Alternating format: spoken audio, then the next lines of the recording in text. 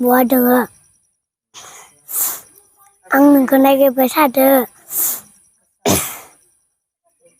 नों जेरावखि थाया फैफिन नों थांखालिनो जों ओंखाम मोनजायाखै थाङो मा थाखोआव फरायो क्लास 2 बर खारुवा गामिनि साथाम गथ'नि बिमा सीमा बर'आ गोमानानै दं।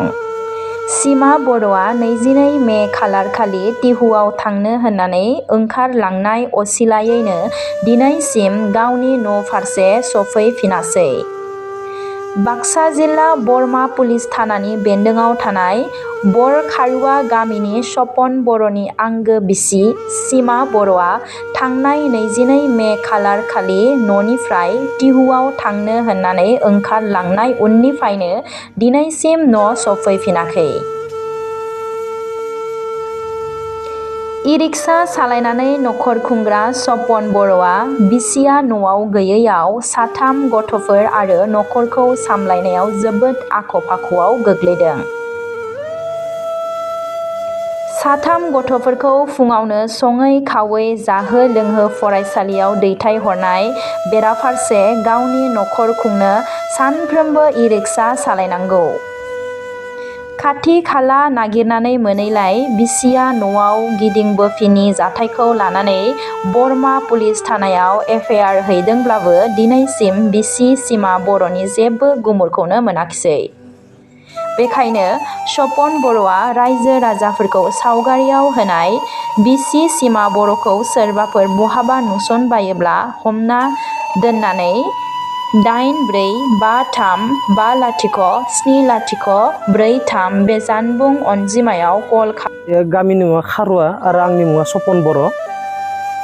जाथाया ओरैबायदि जाहैदों थारमाने 22 तारिखै जोंहा बिसिया न'निफ्राय ओंखारलांदों टिहुआव थांनो होननानै आंखौ बुंलांदोंमोन। टिहुआव थांनो होननानै ओंखारलांनानै बिफासेनो न' फारसे गिदिंबोफिनाखै। बबाव दं बबाव मायो आं जेबो मिथिया दाबो। मानो होनबा जोङो थानायावबो इनफरमेसन खालामदोंमोन। इनफरमेसन खालामबाबो जेबो माबा मोननाय जायाखै, मोनथिनाय जायाखै। अबाव दं अबाव मायो जों जेबो माबा मोनाखै। जेरावखि थाया मानो आंनि बिसिया जेरावखि थाया मानो जाहाथे न' फारसे गिदिंना फैयो आरो सोरबा गोजानफोराव थाहैनाय लोगो नोंथांमोनाबो नुबाय बायोबा जाहाथे आंनि बे होनाय कन्टेक्ट नाम्बाराव खोन्थाहरबानो जाबाय आंनो। कन्टेक्ट नाम्बारा जाहैबाय आंनिया 8453504043। गथ'फोरा मानो होनबा हदाय दा गथ'फोरा फरायनाया दा जोंहा सासे गिदिर सासेया जाबाय क्लास 9 आव फरायबाय दं, सासे दं क्लास 6 आव फरायदों, सासे क्लास 3 आव फरायबाय दं। मानो होनबा फरायनायाव गथ'फोराबो एसे उसुबिदा मोनबाय दं आरो आंबो उसुबिदा मोनबाय दङ। आङो इ-रिक्सा सलायो। इ-रिक्सा सलायनानै आङो फुङावनो ओंखारलाङो। गारि सालायनो थाखाय फुङावनो ओंखारलाङो आरो गथ'फोरा आं गारि सालायनो ओंखारलांबा जानाय लोंनायनि उसुबिदा, फारसेथिं आरो स्कुलाव थांनायनि उसुबिदा जायो। आरो स्कुलनि फैनानै जानाय लोंनाय मोनजाफाया गथ'फोरा। बिसिया बेखायनो बेनि थाखायनो आं बुंदों बिसिखौ आंनि जिथु बिसि बेखौ आं खावलायहरो जाहाथे मोजाङै मोजां न'आव फैफिन जेरावखि नों थाया मानो।